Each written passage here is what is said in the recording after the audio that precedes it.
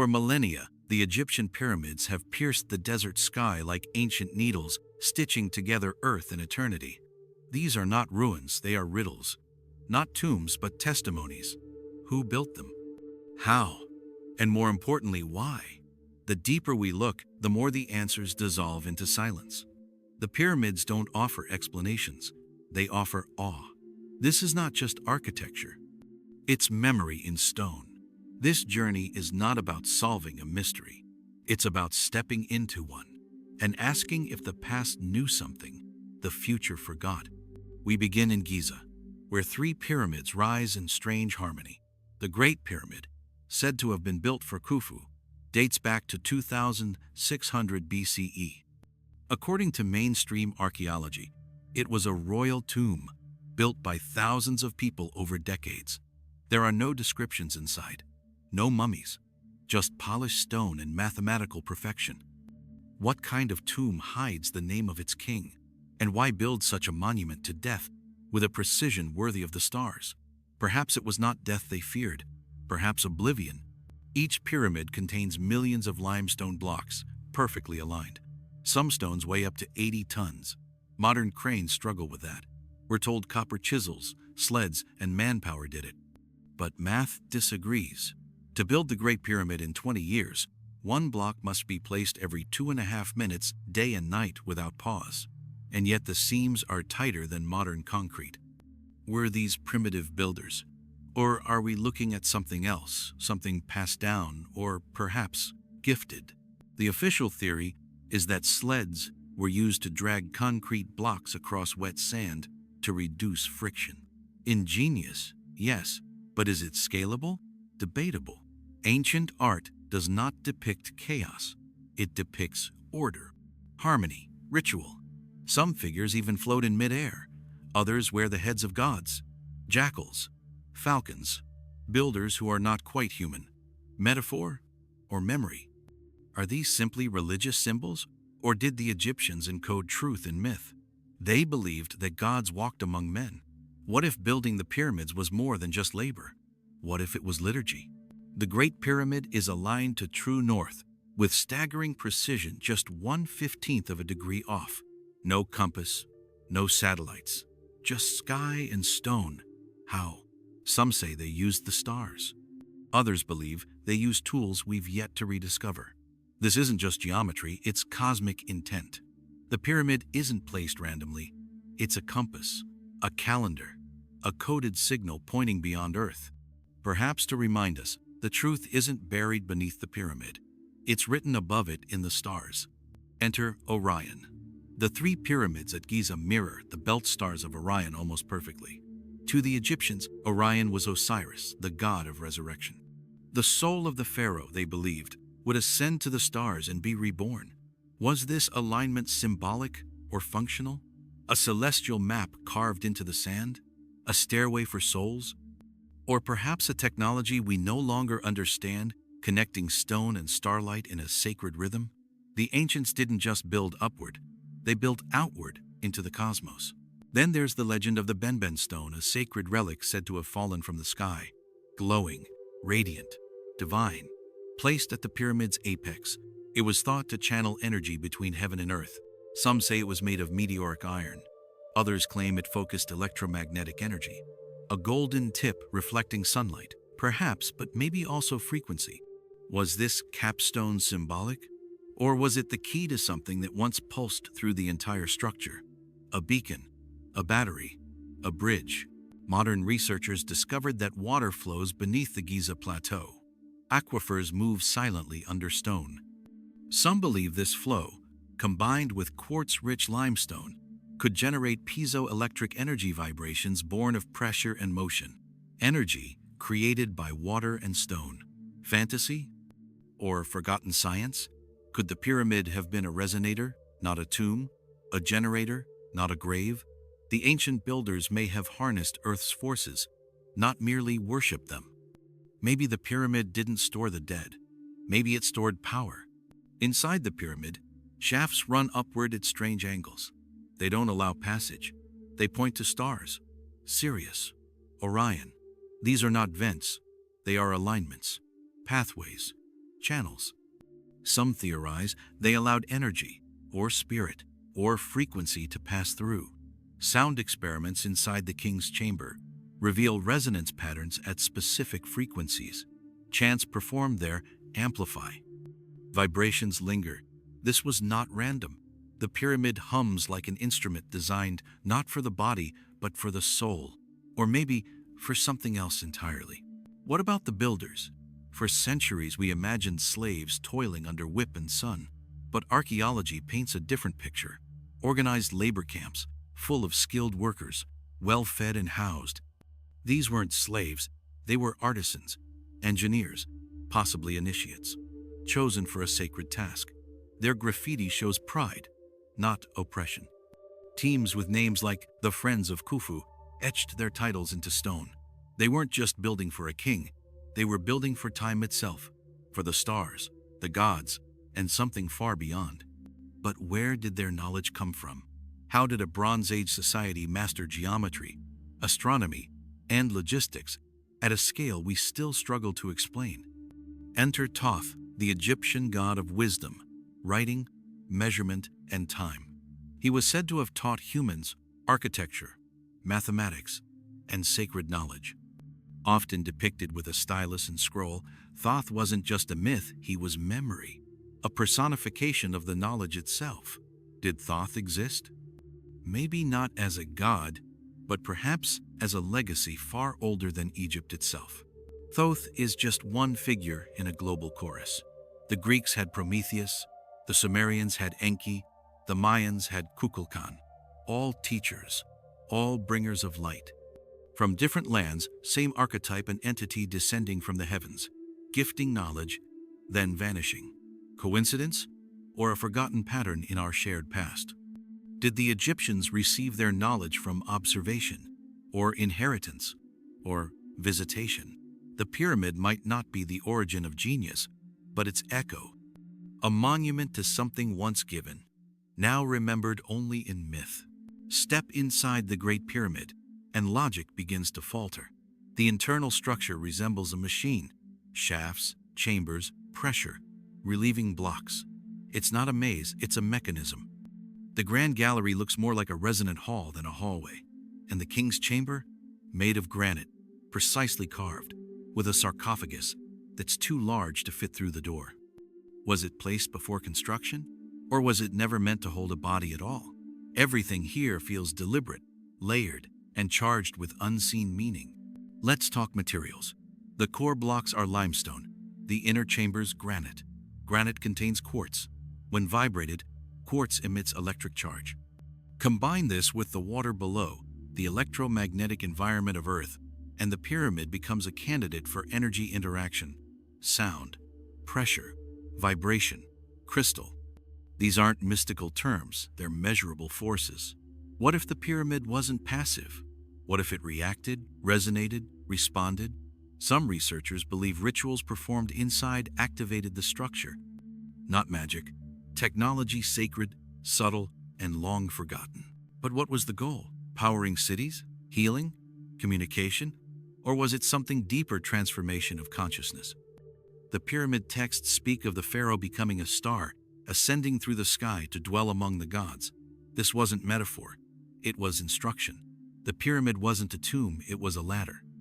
A chambered temple of ascension. Every angle, every material, every frequency tuned to a single purpose: to liberate the soul from flesh and return it to the stars. Resurrection through resonance. Eternity through design.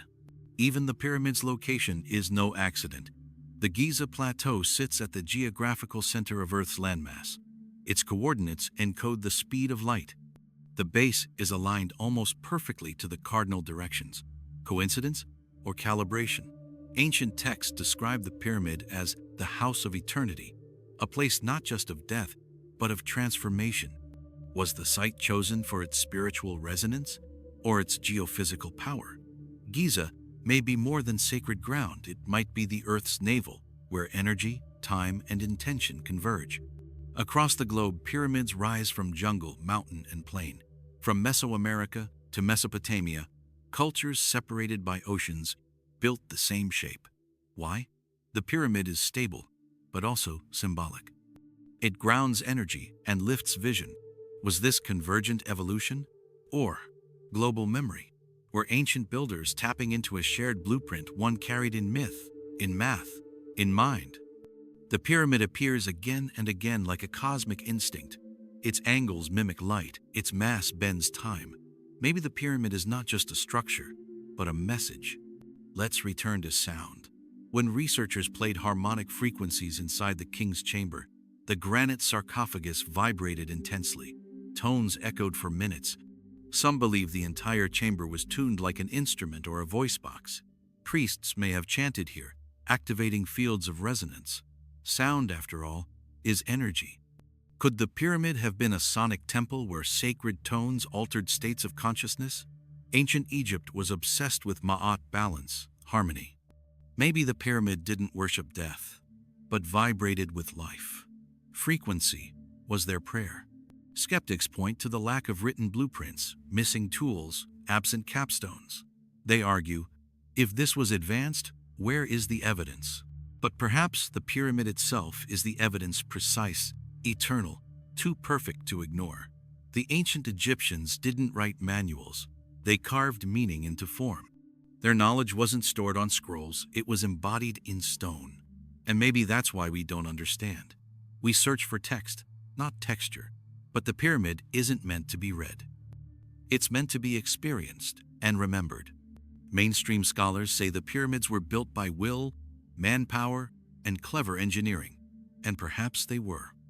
But when we step inside the king's chamber and feel the silence vibrate, when we look up at the star-aligned shafts, when we see the blocks too massive to lift, we realize something deeper.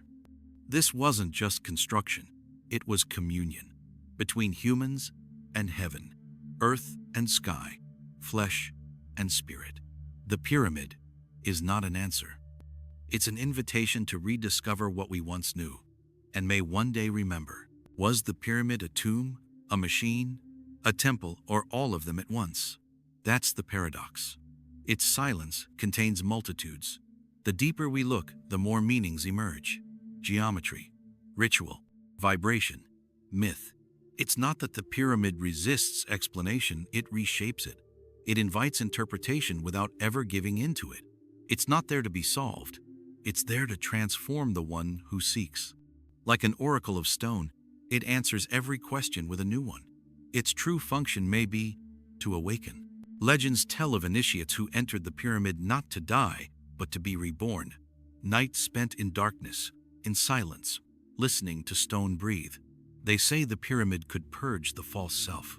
Some believe the chambers were designed to induce altered states, lucid dreams, out-of-body visions.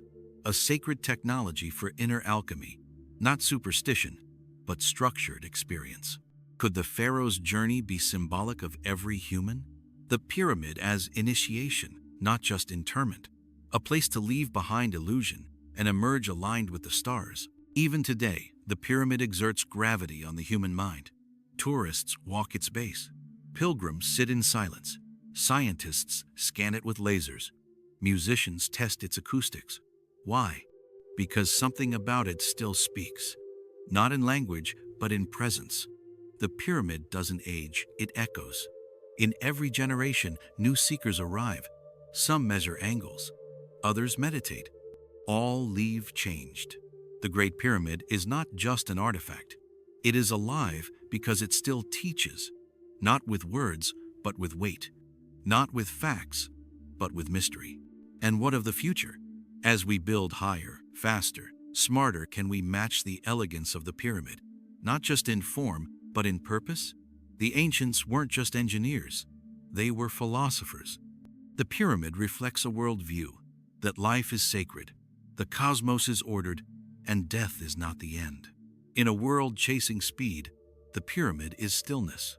In an age of noise, it is silence. It reminds us that real power is subtle, that legacy is not made of fame but of form. So who built the pyramids? The people of Egypt, yes, but perhaps also the memories of something older. A lineage of knowledge passed hand to hand, chisel to chisel, whisper to whisper. Their names are lost, but their work endures. And how did they build them? With sweat, with skill, with stars in their eyes, maybe with tools we no longer have, maybe with wisdom we no longer hear. But what they built wasn't just stone, it was story, and that story still shapes us. The Great Pyramid endures not because it's old, but because it's timeless. Its purpose may shift with every generation, yet its presence never fades. It anchors us to something bigger than history, something eternal. It has survived empires, earthquakes, and forgetfulness. It's more than stone. It's memory made visible. Perhaps the pyramid wasn't meant to be understood at once. Perhaps it was designed to unfold slowly like a riddle across centuries, so that each age could see its own reflection carved in that eternal geometry. We came looking for facts and found symbols. We came asking how, and were shown why. The pyramid resists our modern hunger for finality. It gives no definitive answer. Instead, it becomes a mirror of our questions, our myths, our limits, and maybe that's the point.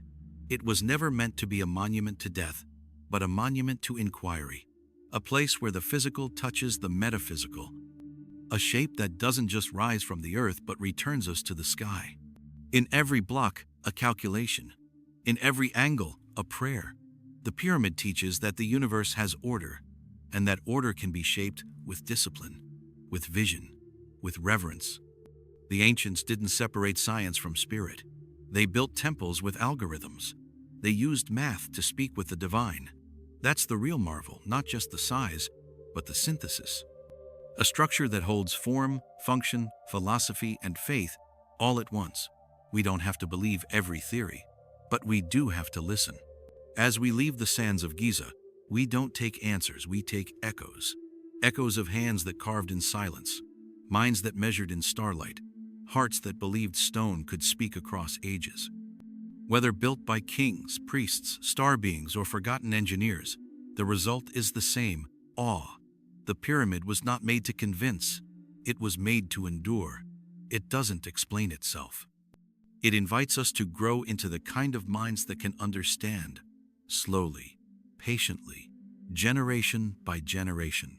So, who built the Egyptian pyramids? Maybe the better question is, what do they want us to remember? That we are builders, seekers, dreamers, that knowledge is sacred, that the stars are maps, and stone can hold memory, that time is not our enemy, it is our teacher, and perhaps, just perhaps, we too are pyramids in the making, layer by layer, thought by thought, reaching, remembering, listening. The pyramids still stand not just in the desert, but in us, and they're still asking, are you ready to remember?